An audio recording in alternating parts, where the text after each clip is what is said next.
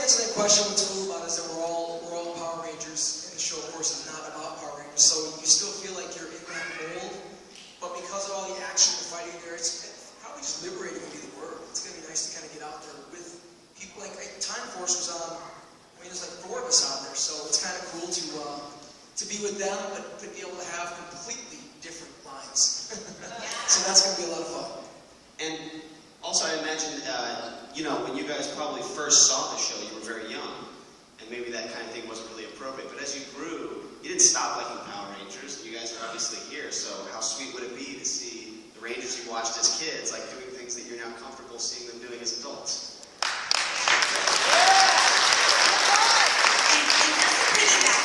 I just felt like all these people, they're so talented. I mean, I've known them all 20 plus years, most of them, and some of them were new friends, some of them were very old friends, but I felt like they're such talented actors, such talented people, and, you know, being a part of the Power Rangers franchise is amazing, but it's one portion of our career, and I just feel like they deserve to have a different vehicle, and you guys deserve to see them in a more modern take, and, you know, I just am excited. Okay, so, question based on something he said earlier. He was talking about building his character based off a piece of the wardrobe. When you guys said about, like, casting this in the first place, did you have characters in mind for everybody right off the bat, or did you sort of let all these wonderful people build the things for themselves? That was like, we played chess. They didn't know, because, like, we were writing the script and they didn't know, and we were, like, secretly casting them. We'd go to Comic-Cons and we'd be, like, whispering, and we were like, oh god, that's so such and such, or whatever.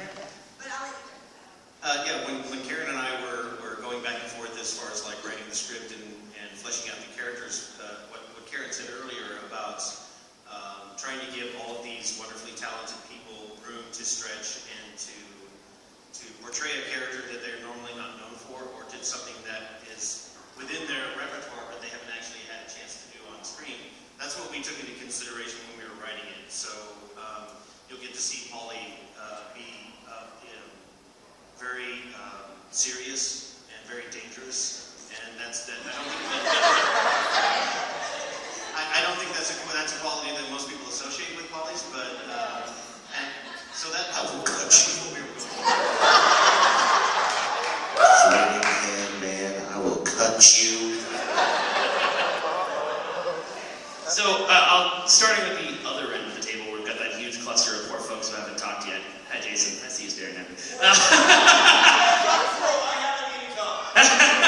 You're an actor. No, you don't. No, actually, Narvy does get paid now. Narvy does get paid. So, how else are you going to pay off $250,000 in student debt? So, what are you guys most excited about jumping into a movie like this? Possibility. Yeah. You know, it's like new relationships, man.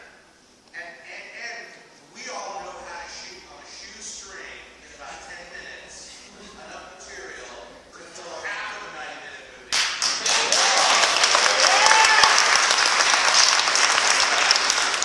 Now the only drawback is we have to bring our own clothes and change in our cars on set if I'm not wrong. That's right. Oh, you want us to film you? You brought the film, right? I'm really excited about playing someone that I have never played. I've done a lot of comedy, and to step out of that and be able to be someone that I have never been before excites me to the fullest. You just wait. Wait to see some shenanigans. That's actually a good question, thank you. Are we allowed to ask who the different people are playing, what kind of characters they're playing, or are you keeping that all under the wraps right now? Okay, so, alright. So David, what kind of character are you playing in your, since they're all quiet down? I can say some stuff. His name is James, and they refer to him as the pencil pusher. And so he's mostly worked behind the scenes, like, you know, in a truck, kind of doing all the surveillance stuff and making sure everybody where they are and kind of plotting all that stuff is. But he actually gets to go out into the field and becomes one of these guys. Steps up to the plate, kicks kicks some butt, shoots a gun here and there. Has a couple fist fights here and there. Punches people in the face. Yeah, punch people in the face. And my $300 sunglasses never come off. Jason, how about you? Yeah, you. You know, I gotta say, I feel like one of those students that comes to my class unprepared. I didn't realize there was gonna be a quiz on the script today. Yes. Jason Narvy's character is a focused, nuanced beast who has a huge responsibility of bringing coffee to the other members of the order. He was raised in the deep south. His character name is Clem. And he's completely uneducated. I'm sure all of that is 100%. Austin, how about you? I was originally asked if I was going to play a really unique role, the sort of role I've always wanted to play in my life and I've never played thus far. But then I found out they had already cast Lil Bo Peep. So instead I ended up with this guy, Jack. Jack he's a leader of a group of, well, this is an order panel, so kids, plug your ears. But he's a leader of a group of badasses. And all of them incredibly capable, dangerous, intelligent, and cunning in their own very special, twisted ways. And he has some inner conflict as do each of the characters. And the struggle is, who's going to kill who? Who's going to be justified when it's over? And which side is really right? So, that's the beast of it right there. And Jack is sitting on top feeling like a failure, and maybe like a success, or somewhere in between. Like any leader would in a situation like that. He doesn't want to lose his men or his women. He wants them all to come home alive, but at the end of the day, they're not all gone. Maybe not me. So folks, we're going to start doing fan questions in just a sec, so if you want to line up over there, if you've got questions, go ahead. Yeah, you guys... Did you say just a sec? Yes I did, because it's an order panel. Absolutely. Kick ass. All right. You guys want to sit, there's stuff over here you can sit on. There's tons of chairs. Okay. So David, there's a lot of nuance and gray area, people talking about wanting to get out of the order and sort of the style of the movie. How do you approach writing a script like that so that you can come across with all of the characters, not really knowing who's right and who's wrong? There was a lot of back and forth between Karan and I. We had a lot of discussions about what role each of the characters was going to play on the team, and what the inciting incident was that drives them apart. And it was a real struggle and also a real challenge for us to try to make sure that everybody was balanced, everybody had a moment, everybody had a place where they could shine. And so trying to flesh out those characters, or to give them enough screen time, enough motivation and background is very difficult. But I think we did it. I think we pulled it off. I think we reached a nice balance of motivation, character, and action. So I think it's going to be very exciting for people to watch. What do you guys think the fan reaction is going to be when they finally see the finished version of the order?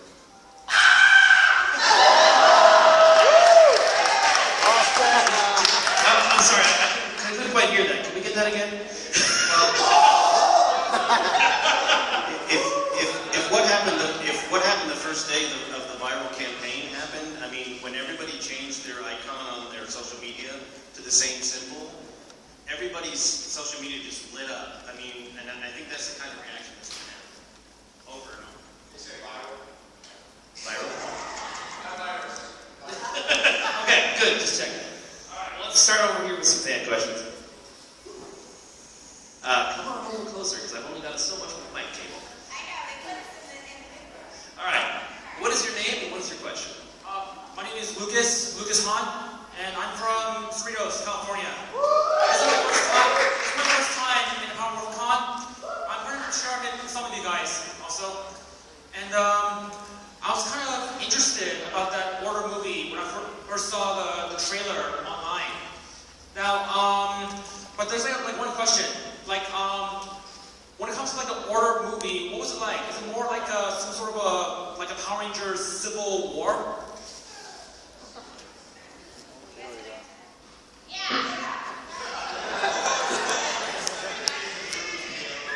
Karan, you want to take this one? I mean, the reality is it has nothing to do with Power Rangers, the franchise. We'd get sued if we took any element of the show. So it doesn't have any of that. But everyone's a former Power Ranger or a former villain or comes from the franchise. So yeah, in a sense. I mean, we kind of wanted to create these moments where you saw them in a modern film, but we also we didn't want everybody that you think is the good guy to be the good guy. You know, because obviously in our series we were all nice people and nice kids, and it was G with extra cheese. You know, Power Rangers is known for being so squeaky clean. This movie, you know, some of the people you think that are bad, they're good. Some of the ones that are good are very bad. And I mean, it's an action film mixed with drama. You know, we really wanted to make sure these characters came off the page and we gave them something to play with. And we purposely put people that you love so much, like some of the more Mr. and Mrs. Congeniality people, we made them bad guys on purpose just because I was like, oh man, I want them to be like, I want you to love to hate them, you know? So, kind of like a civil war. Because if you look at us and you see Power Rangers, you always see Power Ranger, right? When you look at these guys. So yeah, kind of, ish. What's your name and what's your... My name's Alfred, long-time fan, first-time questioner. You're gonna take the answer to your question off the air. Now I hear that there's a cussing in the movie, and that you guys have been working with each other, being with each other for so long. I'm just curious on and off. Ask Catherine to say something off color. Yeah. Wow, it's majestic. It's like an opera. If she says any word that is even vaguely on the blue side, so to speak, ask her to say like breast or upper buttock, and it's like wow. It takes profanity to a whole new level. Go ahead. Vagina.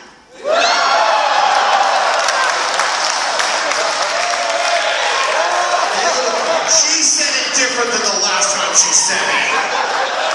Last time she said it like she had 3 golf balls in her mouth and she was spitting them out one by one. That's generally my question.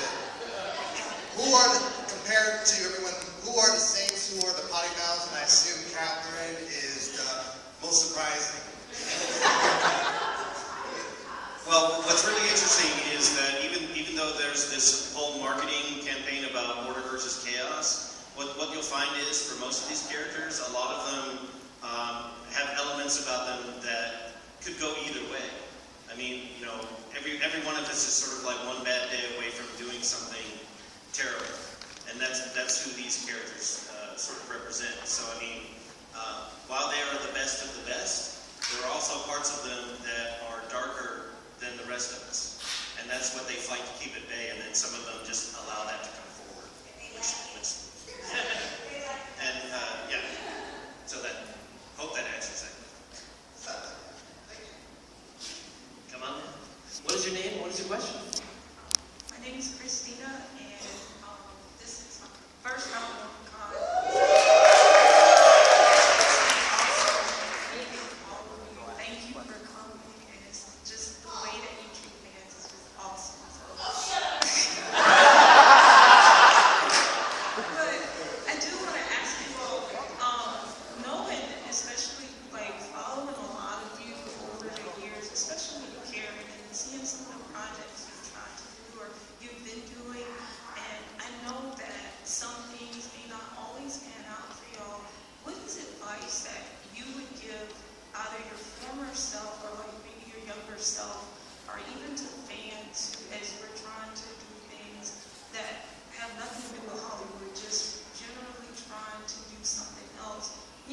next? What are things you would tell your younger self to keep them going? Whatever you do, make sure you think it's important.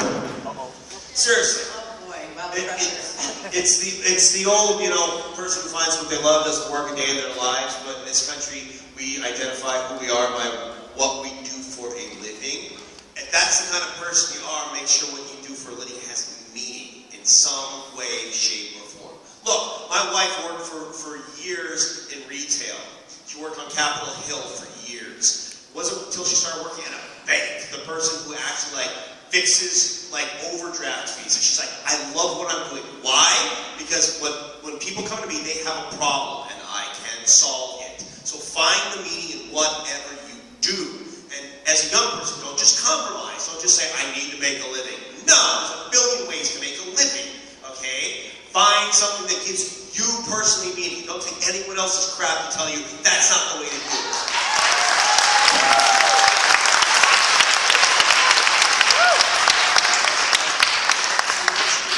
Once you find that thing that you want, know that you're not the only one who thought, I'd like to do that. And don't think, oh, it's too hard for me to do, because surely I can't do that thing. No.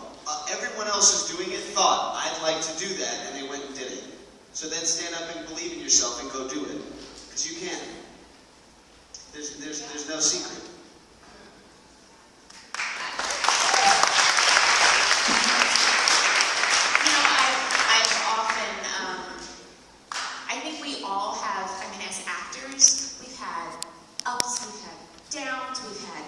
Successes and great failures, but I'm a firm believer that we're all here for a reason. We all have a purpose. God has given us all a purpose, all given us a desire in our heart, and He'll be faithful to complete it.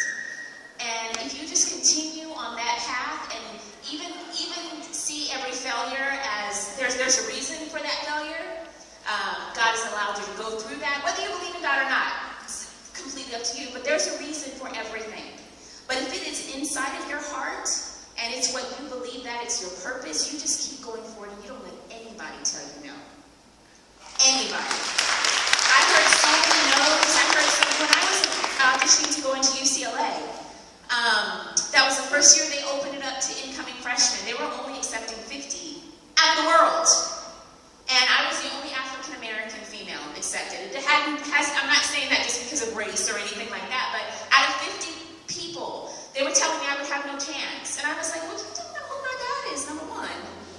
Number two, if it is meant, it's going to happen. And it happened. And it was through that and being in Los Angeles that I ended up auditioning for Power Rangers, and I got to meet these beautiful people. And now I'm on an order panel. So whatever you have set to do, you believe, you go forth and you do it. You don't allow anybody to tell you no. Can I get a witness in here?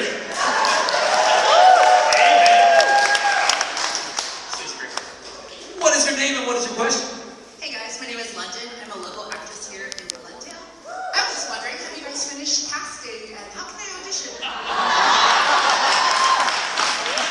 Exactly what he was talking about. She's so smart. She's so smart. You know what? It's weird because we opened it up on Indiegogo and we allowed people to buy a speaking role, which is like a one-liner. We opened it up because all you Power Ranger fans, you guys went on and actually became really cool and amazing martial artists. So we created a perk that is called Action Hero, where you can actually be a part of an action scene, and then we have extra roles and all that other. So because we did that, unfortunately we can't open it up for casting because the people who paid, it would be unfair to them. But there are opportunities, and what I will say is that we've got a large amount of people that are going to participate in the film, and this is just the first film. We're low-budget blues, we're piecing it together, and we have plans. I mean, we talk about the sequel all the time, and some of the people that are we haven't started shooting, so we'll definitely, if there's an opportunity out, we'll let you know through social media, because obviously social media helped us raise every dollar that we have to date, so we'll definitely let you guys know if we were able to open it up. Yes. Thank you. Good question. That's That's right, girl. You go for it. What is your name and what is your question? Hi guys, it's Matt. Do you guys have a director yet? Because I am one. Believe me, everyone on this project is a director. You know what? For the film, David Wall directed. What we did, everybody thought we shot the film, but we haven't shot the film. We only shot 3 days. And David Wall, who's from the Power Rangers franchise, he used to be the Blue Ranger stunt double. He was David's stunt double for years, and he's gone on and done so many things. He directed the sizzle, which what you saw, the trailers and all that. He directed those 3 days. So the director for the movie, we're talking to people, we're getting someone in place as we speak, and submit your resume. That's all I've been telling everyone all day. Submit your resume, because we are gonna, get our crew together and move forward. We're gonna shoot this year. All right, what is your name and what is your question? My name's Kate, and first off I want to say this ad campaign you guys were doing on Facebook blew my mind! My question first, I got one for Austin. Why is that hair? That's the hair, man! Because that is exactly the reaction I was hoping you would get. I sat down and I was like, okay, this is something completely opposite of Jason. Something completely opposite of anything that you guys know of him. And how can I really screw you up and get you raising your eyebrows? And I called her up and we were talking about it. And I don't even remember how it came up. I was like, hey, what do you think if I just bleached my head white? I didn't think he was going to do it, and then he came and I was like, cacao! Check it! Yeah, so I was actually disappointed. I did learn some things about getting your head bleached. And let me explain to you, ladies, whole new respect going on right now. Whole new respect. Because can you say, ow? Alright? Hours. Like, my whole life. Military upbringing, military in the Middle East sort of background. I'm used to like a 3-minute barbershop. Zip, zip, zip. I'm in and out, and if it took 4 minutes, I'm pissed. Hour and a half sitting in this chair, getting my hair did. Alright, and they're sitting there at the first coat. You have really dark hair. The first coat's gonna take, no, it's not gonna do it. And they sit there and they bleach it, and they stuck me in that great big, like, hair dryer thing, and I'm sitting there reading a magazine, feeling like I should be getting a pedicure. I'm like, where's the camera? Someone's gonna put this on Facebook, I know it. And then they come out and they're like, it's orange. And they're like, let me do another treatment. They're like, we normally don't do 2 or 3 treatments in a row. This usually takes weeks. I was like, well, I leave tomorrow. So let's go. I got this. Go ahead. So they hit me with the second treatment. I'm like, is that is there a fire? Do you see smoke? I don't smell it, but I feel it. I know. And then by the third treatment, I was like, I was trying to stifle back some tears. I was like, my head is melting. I felt like the Wicked Witch. And I went from bright orange to platinum. Yeah, but I wanted storm white, and I didn't quite get there because I think my skull would have melted. But maybe next time, I don't know.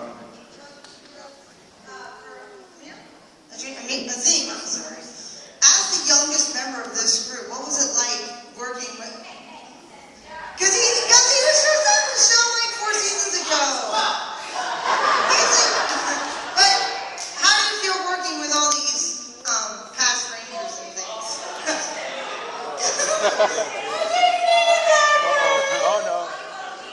Just remember, old age and treachery will always... So nice to work with you. Okay, Mickey. Old age and treachery will always overcome youth and vigor. That's what you need to know. No, thank you. What a great question. I had a fantastic time working with everybody. I've met maybe 3 people from this entire cast before, and I showed up, and thank goodness I know how to have a poker face, because I recognized a lot of people in this cast the second I saw them, except for Austin, since he was bleached. But everybody else I recognized totally, completely. And it's weird. It was weird, because I've always been an actor. Since I was 11, I've been an actor. I've worked in projects and for 5 years. Oh, way back when. And I had to keep a straight face, because we were doing this project together, and obviously I didn't succeed. But I think we all had a really fun time, and I think it's really a testament to them how welcoming they were to a new member. Because even though I'm the only one here from like my cast and from under 20, no, even though I'm the only one here who was from like Samurai Megaforce era, they welcomed everybody from that era in. They saw us and they were like, oh, you were on Power Rangers? Oh, bring it in. Give me a hug. You know, like, yeah, once a Ranger, always a Ranger. Thank you for being a part of this and holding up the name. And, you know, how do you like it? And that's something that I can never quite thank them enough for. So, thank you. Yeah, you know, we're kind of like Prius drivers. Whenever we pass each other, we're like... Alright, what is your name and what is your question? My name is Azim, and first of all, Walter, I have to thank you. You got me my first date, man. Hear this? When I was young, there was this girl named Angie that I wanted to ask out. And I was, like, I remember asking her out, but I didn't know how to dance. So I popped in your video. And I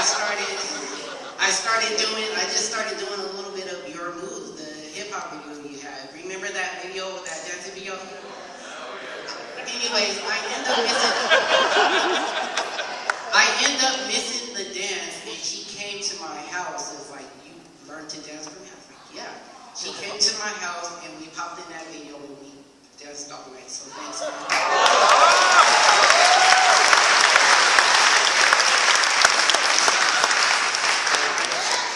My question? No. But we're still together. We're still together.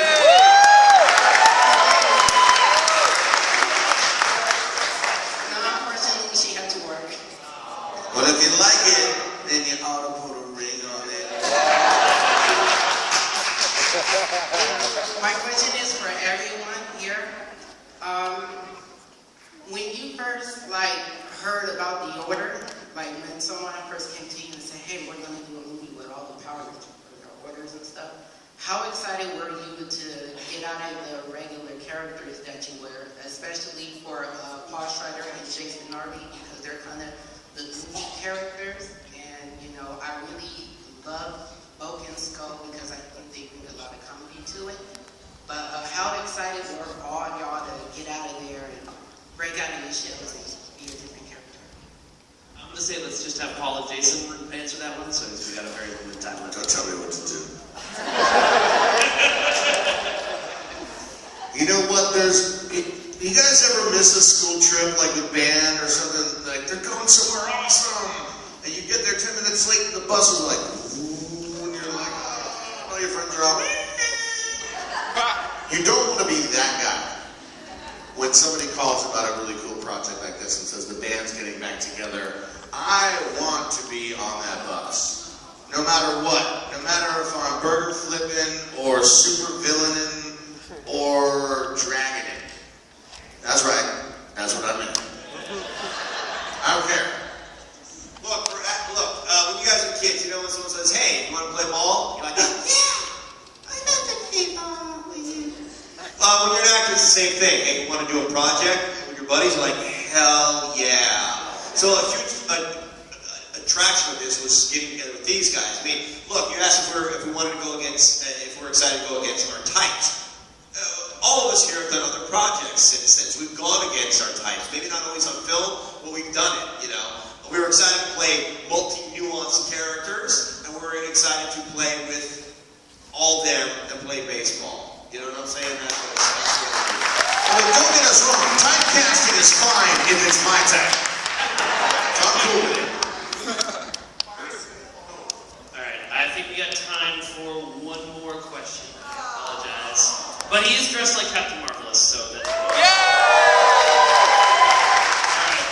what is your name and what is your question? My name is Russell Clark, and I'm from San Francisco, California. Hola. Thank you.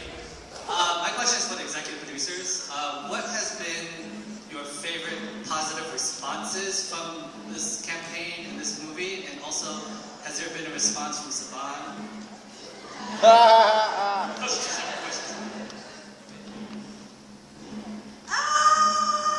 Second question, no comment. No.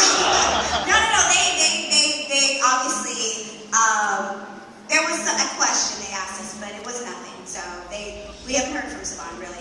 But no, I mean, the positive response has been everybody messaging us, you know, when they saw the trailer, and everybody going, oh my gosh, I can't believe you got everyone to agree to do this. And I mean, and I can't believe we got everybody to agree to do this still. And we've got such an uphill road to climb, because to start a film and to get it shot, to get it sold, to get all that, I mean, there's so many things that we still have to do, but you guys have been the driving force. And people who've messaged me and go, you know, I didn't have a lot of money to donate to the campaign, but I donated $1. And when we hit that 100,000 mark, I thought about that person who donated that $1, because if they wouldn't have donated that $1, it would have been 900, or you know, it would have been 999. Yeah, exactly. We wouldn't have hit it, you know. And I thought about all those people who just said, I don't have money, but I shared it on my social media page, or I told my friends about it, or you know. So it's that speaks volumes, because I've hugged so many people today. They go, I contributed to the campaign, and I hugged them and I said, thank you for believing in us. Thank you for believing in us, because the reality is,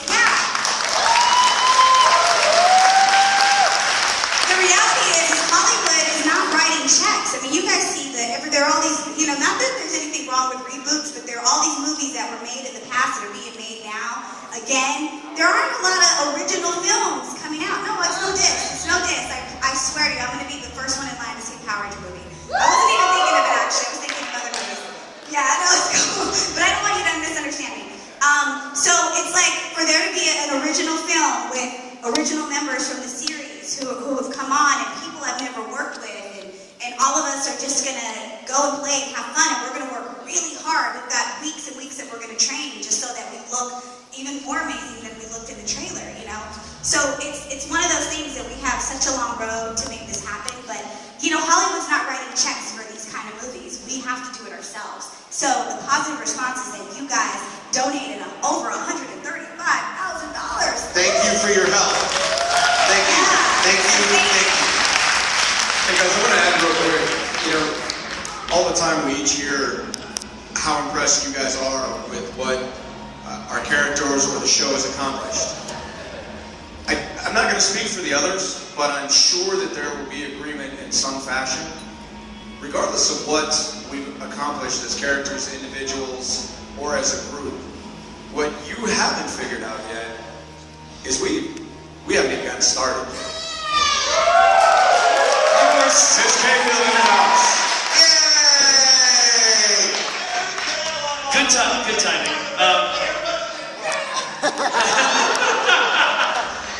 Alright. Folks. Hi, everybody.